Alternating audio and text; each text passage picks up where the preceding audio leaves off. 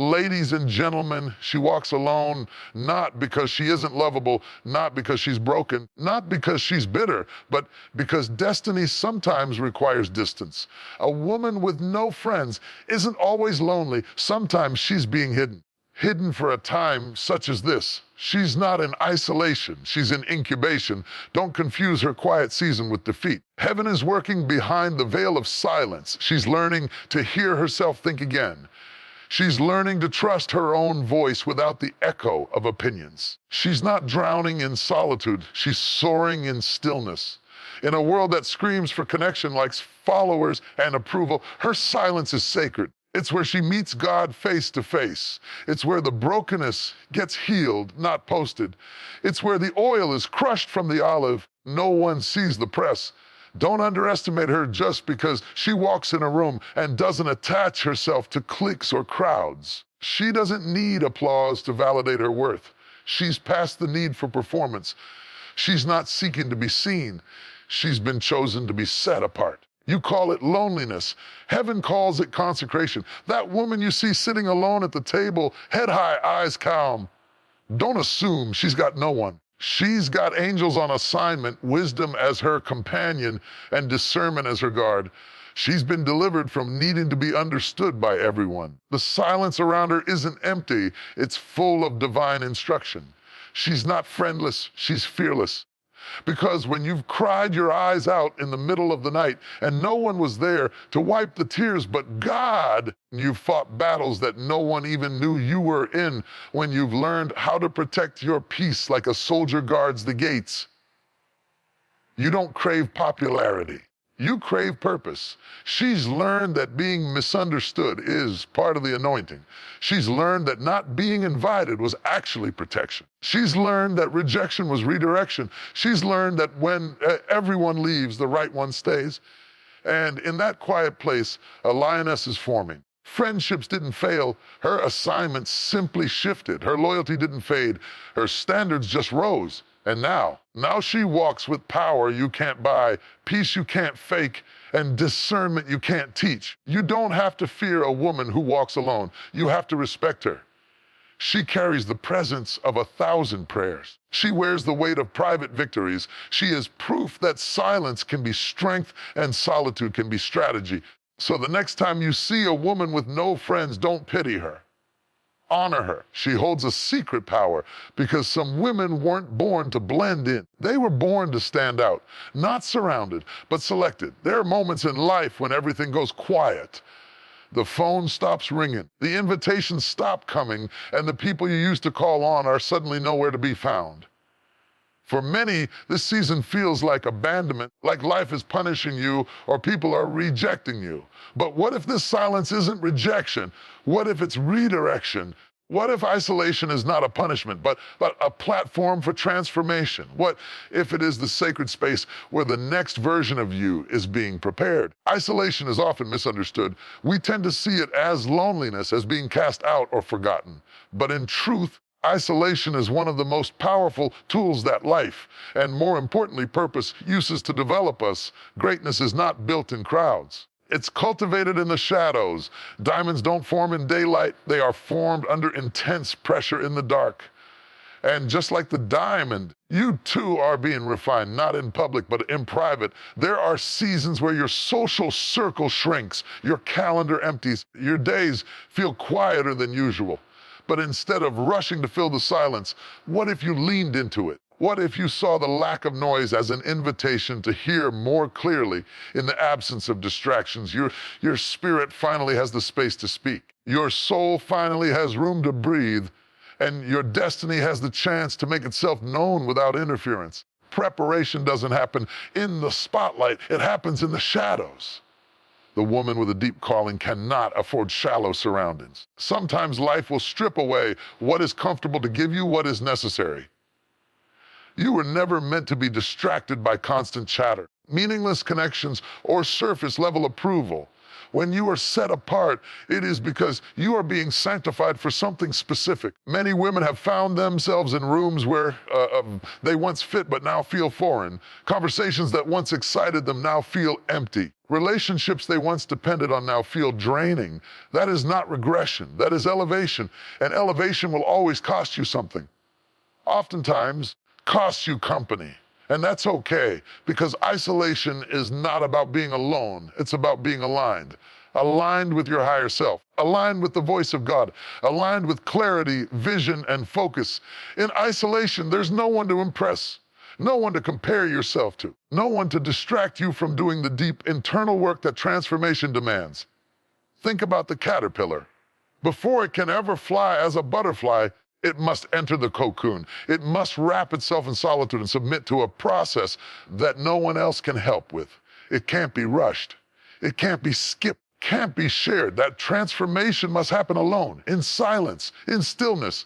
And so must yours in your cocoon season. You'll start to hear yourself differently. You'll begin to identify thought patterns that need to be broken, beliefs that need to be rewritten, dreams that are waiting to be reawakened.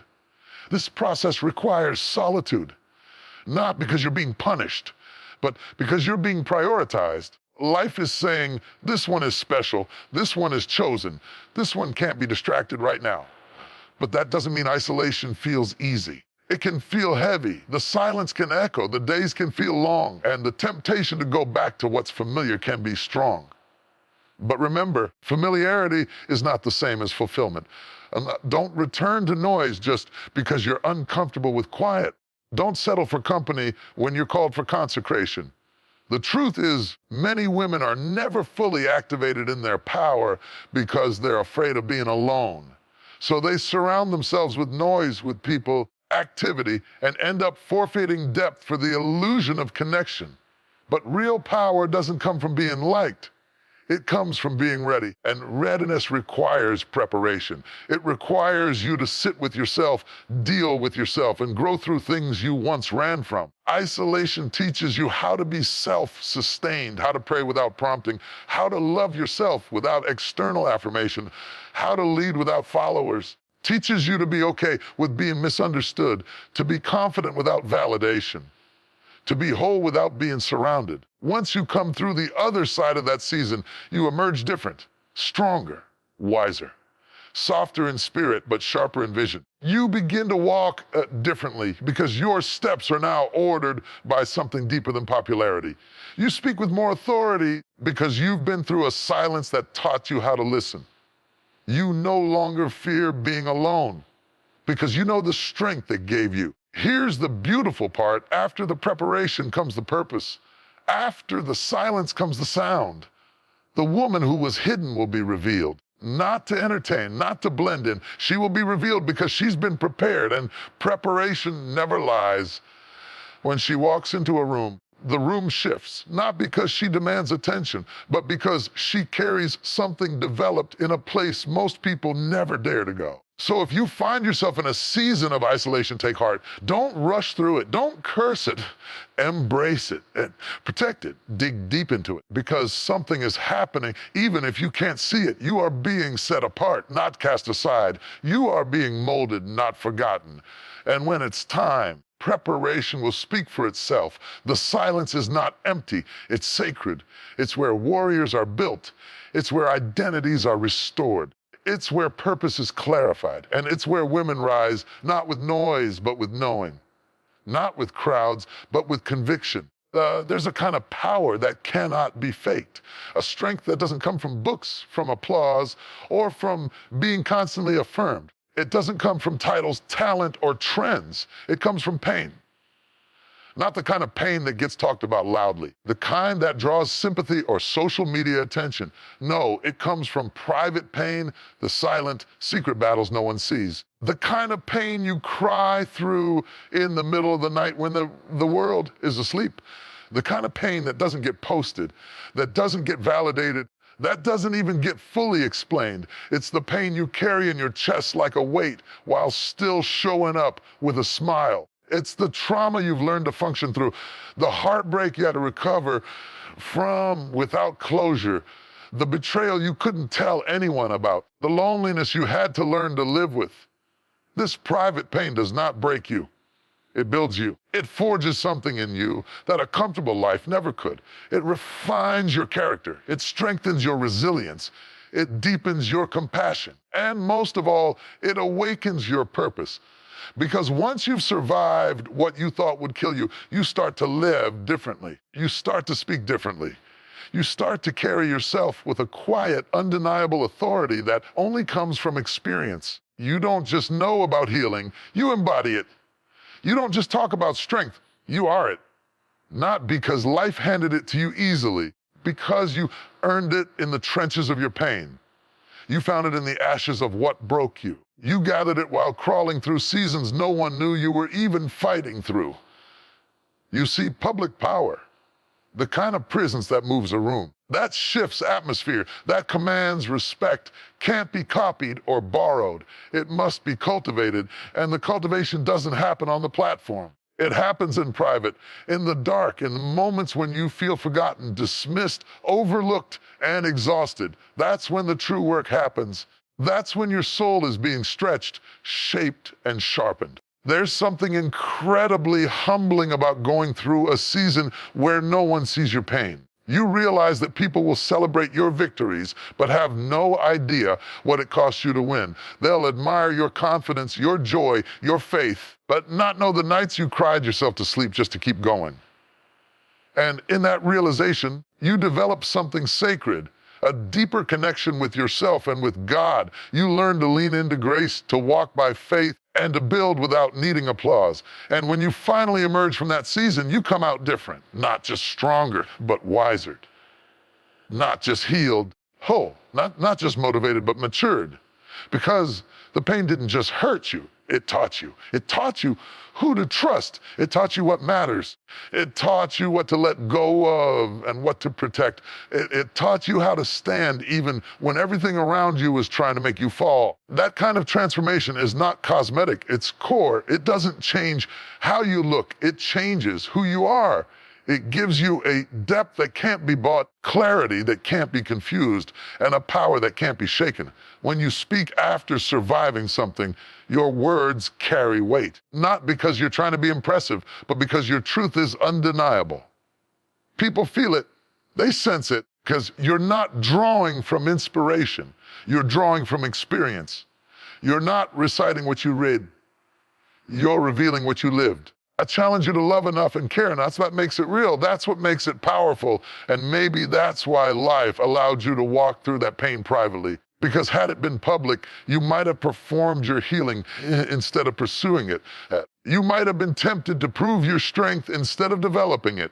But because it was private, it had a chance to purify you, to confront you, to break you open and rebuild you better. There's a sacredness in private pain. It's a classroom no one enrolls in willingly. Teaches lessons that nothing else can. You learn patience in the delay. You learn trust in the silence. You learn to forgive without apology. You learn to love without conditions. You learn to move forward even when your heart is still catching up. You learn that your value isn't tied to who stays, who claps, or who believes in you. You learn that your power isn't external, it's internal.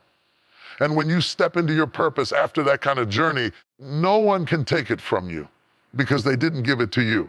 It wasn't built on being accepted. It was built on being rejected. It wasn't built in the light. It was built in the dark. And now that you've emerged, you carry something that can't be faked authority. People will ask you, how are you so strong? They won't understand that strength wasn't a choice, it was a necessity. Every smile was paid for by a tear, every victory by a battle, every calm moment by a storm you endured alone. And instead of resenting the pain, you'll start to thank it, because without it, you wouldn't be who you are today. Your private pain became the soil where your power was planted. And now, the world sees the fruit, but you remember the roots. You remember how it felt to break and rebuild, to lose and still live, to be empty and still give, to be unheard and still speak truth. That's power. So don't be ashamed of what you've endured in private. Don't be ashamed of the tears no one saw. prayers no one heard, or the nights no one checked on you. That was where your real work was done. That was where your power was formed. You are not weak because you had to cry in silence. You are strong because you got back up with no one cheering. You are not broken because you had pain. You're powerful because you turned that pain into purpose. So wear your scars like armor, not shame. Let your silence be your strength and your story be your sword, because your private pain didn't break you. It built you. And now you are walking proof that power, true power, is forged not in crowds, but in quiet. Not in ease, but in endurance. Not in applause, but in affliction. There are moments in a woman's life when the pull toward purpose becomes greater than the pull toward people. These moments don't come with grand announcements. They don't always feel holy or glamorous. Often they begin quietly through disappointments, unanswered prayers, closed doors, and unexplained disconnections. But what's really happening is divine realignment. You are being called into consecration. And for that sacred calling, companionship must take a back seat. Consecration is not about isolation for its own sake. It is about being set apart, not as punishment, but as preparation. It is the process of refining your spirit, sharpening your purpose, disconnecting from the noise so that you can finally hear the still, small voice within. When you are being consecrated, companionship is no longer your comfort, it becomes your caution, because not everyone can walk with you into the places you're being called to go. So many women miss the magnitude of their assignment because they are clinging to the comfort of connection. They settle for community when they're being called to consecration. They surround themselves with people who don't challenge their growth, who don't understand their vision, and who dilute their discernment just so they won't feel alone.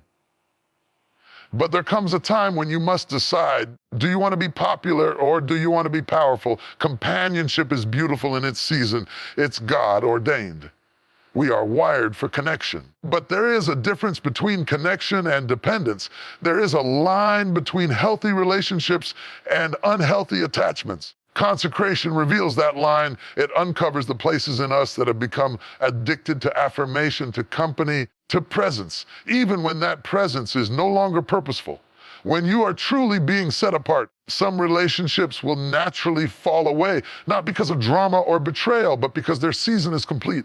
And while it may feel like loss, it is actually elevation. God doesn't subtract without preparing for multiplication. In the middle space, where companionship fades and consecration begins, it can feel like you're losing more than you're gaining. That's the wilderness. That's where the old is stripped and the new is born. It's in that sacred wilderness where your vision gets clear, where your motives are purified, where you learn to stand, not because someone is holding your hand, but because you've learned how to walk in the Spirit. Consecration teaches you how to pray without needing an audience, how to be obedient when no one is watching, how to trust even when the promise seems distant. In this season, distractions become dangerous. You begin to realize that the wrong company can delay your calling. The wrong conversations can cloud your clarity. The wrong associations can contaminate your anointing. So you start pulling away, not from love, but from compromise. Not from people, but from patterns. You're not arrogant, you're aware. You're not bitter, you're becoming. Consecration shifts your appetite. What used to entertain you no longer satisfies. What once felt comfortable now feels constricting. You find yourself craving truth, depth, purity, and presence. You begin to protect your time, your peace, and your space with fierce intentionality. Not because you're hard or cold, but because you've been called. The woman who chooses consecration over companionship understands that she is not here to blend in. She is here to break through. She is not here to please the crowd. She is here to carry the cross, and carrying that cross will cost you something. It may cost you invitations. It may cost you popularity. It may even cost you relationships you never imagined letting go. The oil of purpose is only produced through the press of obedience. Sometimes the people around you will not understand the shift. They'll call you distant, cold, or strange. Let them mislabel your silence. Let them misunderstand your separation. Because when the time comes And the fruit of your consecration begins to blossom. The same ones who misunderstood, you will see you walking in an authority they cannot deny. This process is not about being better than anyone else. It's about becoming better for what you've been chosen to carry. Your consecration is a sign that you are carrying something weighty, something that requires space, purity, and focus. You can't afford to be careless with your time, your mind, or your heart. The truth is, companionship is easier. It soothes the soul. It fills the empty space. It makes us feel seen. But consecration refines the soul. It confronts the empty places. It makes us feel stretched, pulled, sometimes even broken. But it is in that breaking where the oil flows. It is in that tension where true growth happens. It is in that fire where false versions of ourselves are burned away so that the real woman can rise. Consecration isn't just about who you're letting go of. It's about who you're becoming. It's the journey back to your original design. It's the stripping of every identity the world gave you, every role you were forced to play, and every mask you wore to be accepted. It's the sacred undoing of false attachments and the holy rebuilding of a woman who knows who she is, who she serves, and what she's here to do. And when you begin to walk in that kind of clarity, you won't be lonely. You'll be aligned.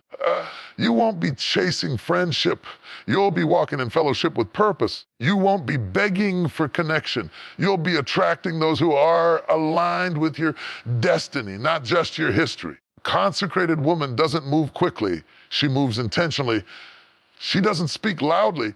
Her presence speaks for her. She doesn't chase approval. She lives by conviction. She is not shaped by her relationships.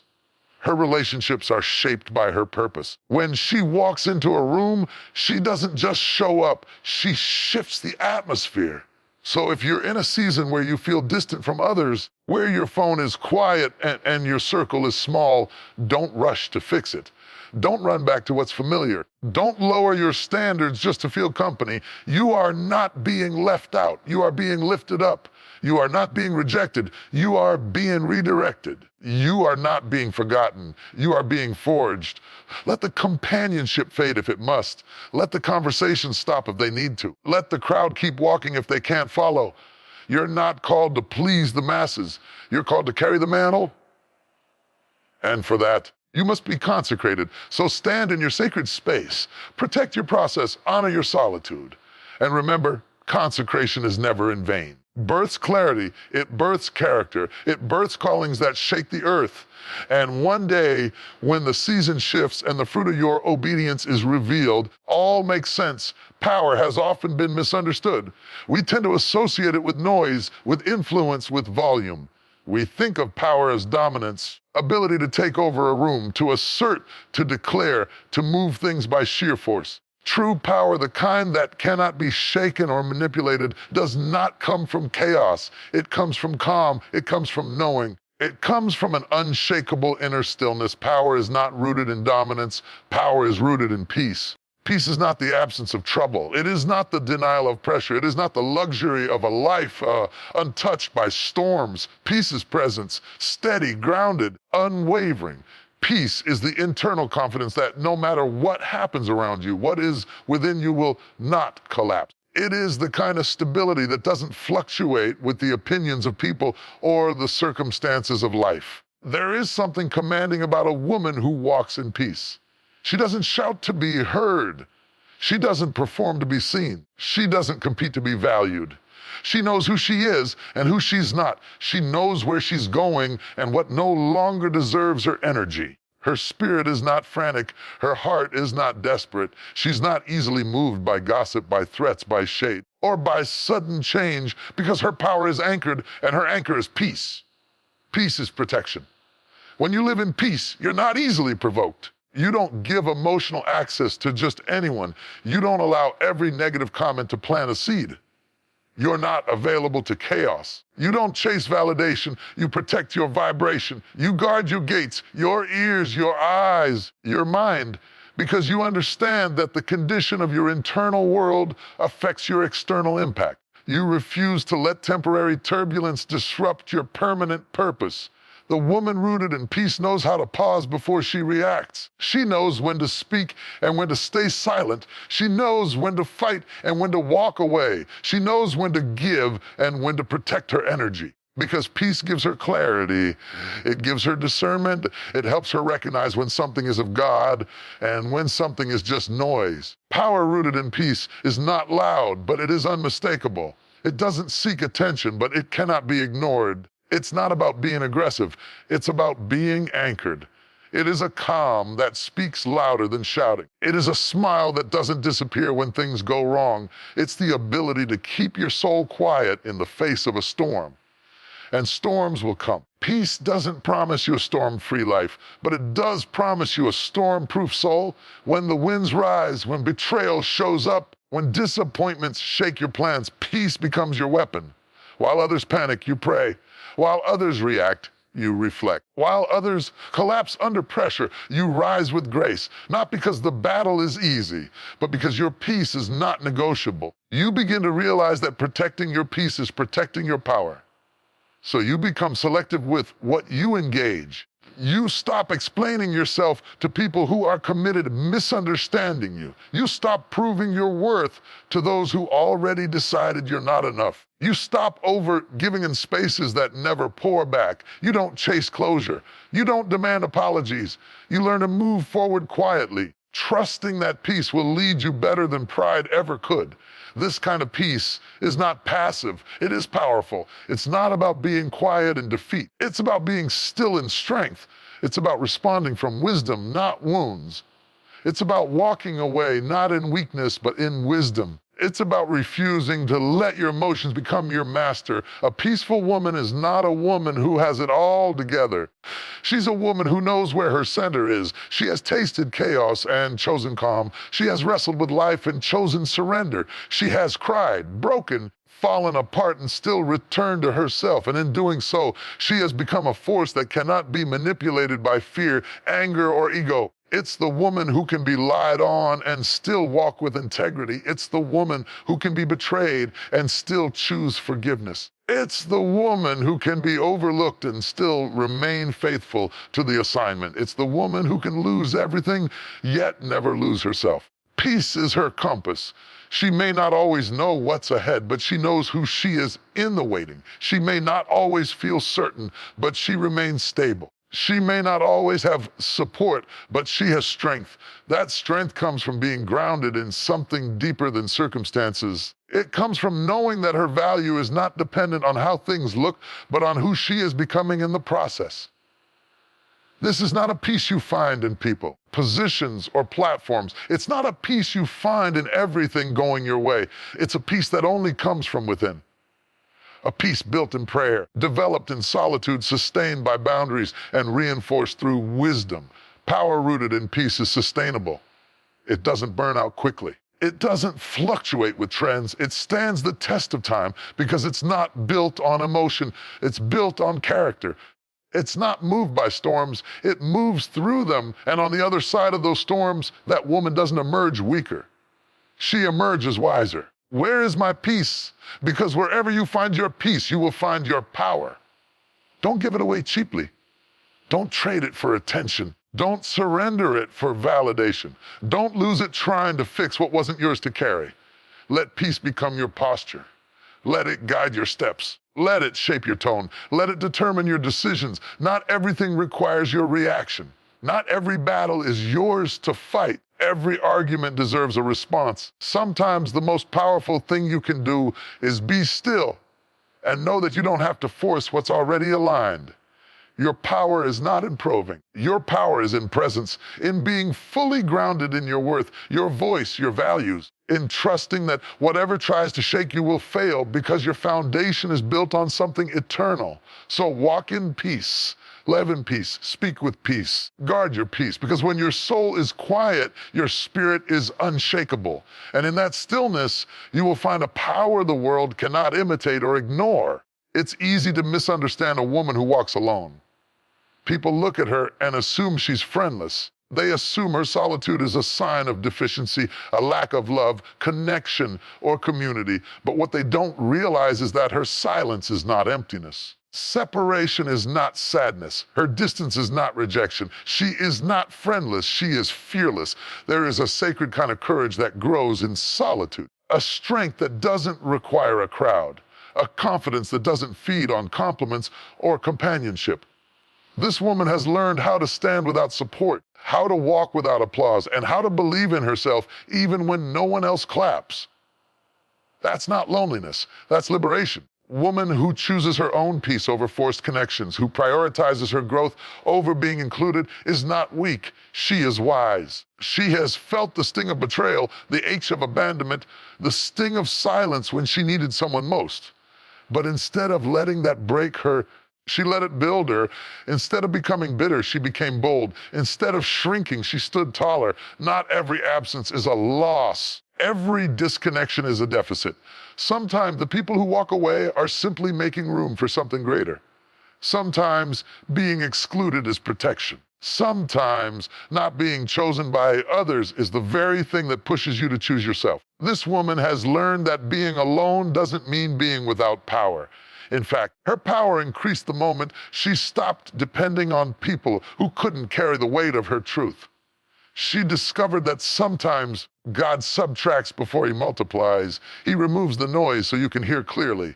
He clears the space so your spirit can expand. He pulls you away from certain circles so you stop playing small just to be accepted. There was a time when she longed for friendship, when she gave too much in exchange for presence, when she lowered her voice to maintain peace, when she ignored red flags just to keep from being alone. Those days are over. She's been through too much, grown through too much, and healed too much to settle for shallow relationships. The connection costs her peace, authenticity, or purpose. She doesn't need it.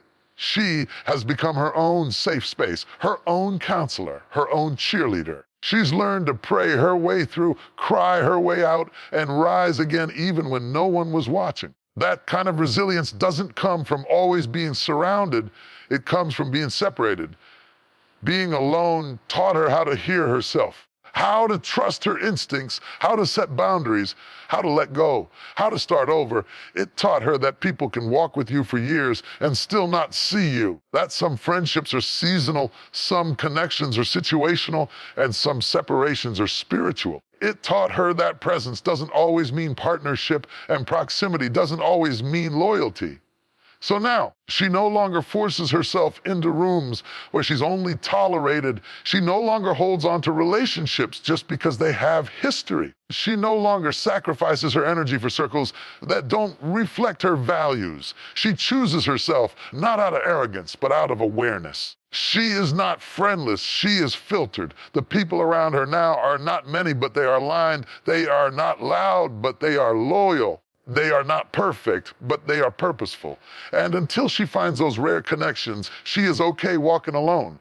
Because walking alone takes guts. It's easier to stay connected to what's familiar. It's safer to go with the crowd. But this woman isn't looking for safe. She's looking for substance. She knows that destiny often requires distance. And she's not afraid of the quiet anymore. She's learned to thrive in it. The silence gave her strength. The solitude gave her space. The stillness gave her vision. She's not afraid of being misunderstood.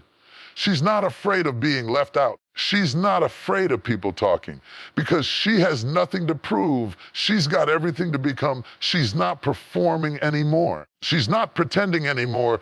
She's not pleasing anymore. She's present with herself, with her purpose, with her path, because fearlessness isn't about being loud. It's about being true. It's the kind of courage that lets you sit at a table by yourself without shrinking. That lets you go to the event solo without needing to explain. That lets you build your dreams without waiting for someone else to believe in them first. This woman doesn't need a crowd to feel valid. She doesn't need constant connection to feel complete. She doesn't need a best friend in every season to feel seen. She's already been seen by herself. She's already been heard by the one who matters most. She's already been chosen for a calling that doesn't require confirmation from others. So when people look at her and say, she has no friends, what they're really seeing is a woman who no longer needs noise. What they're witnessing is a woman who walks with clarity, who protects her peace, who values herself so deeply that she refuses to compromise it for superficial closeness. She walks ahead of gossip, ahead of mediocrity, ahead of the need to fit in, ahead of old wounds, ahead of broken cycles, ahead of anything that tries to pull her back into the version of herself she already outgrew. She is not friendless. She is focused. She is not desperate. She is discerning. She is not invisible. She is intentional. She is not empty. She is empowered. And one day, the world will look up and see her standing in the very place they said she'd never reach, not because someone pulled her up, but because she climbed alone, consistently, fearlessly,